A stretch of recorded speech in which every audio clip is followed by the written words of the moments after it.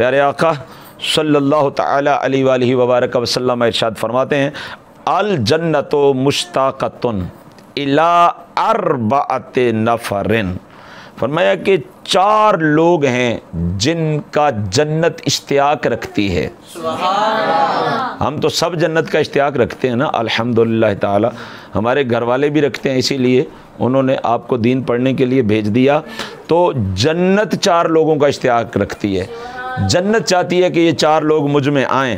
फरमाया पहला तालिल कुरान, फरमाया कुरान की तिलावत करने वाला, सुबहान अल्लाह। और दूसरा फरमाया व हाफिज़िल लिसान, और ज़बान की हिफाजत करने वाला, व मुतइमिल जीआन, और फरमाया भूखों को खाना खिलाने वाला, व साइमीन फ़ी शहरी रमज़ान, और रमज़ानुल मुबारक के रोज़े रखने वाला, सुबहान अल्लाह।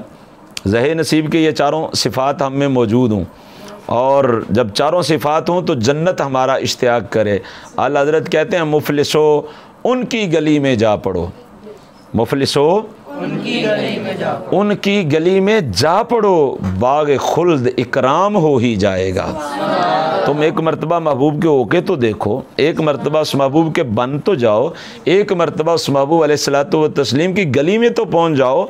अपना ओढ़ना बिछोना महबूब प्यारे सल्लल्लाहु ताला अलैहि वसल्लम की सुन्नत और आपके तरीके को बना के तो देखो, बाग खुल्द इकराम हो ही जाएगा।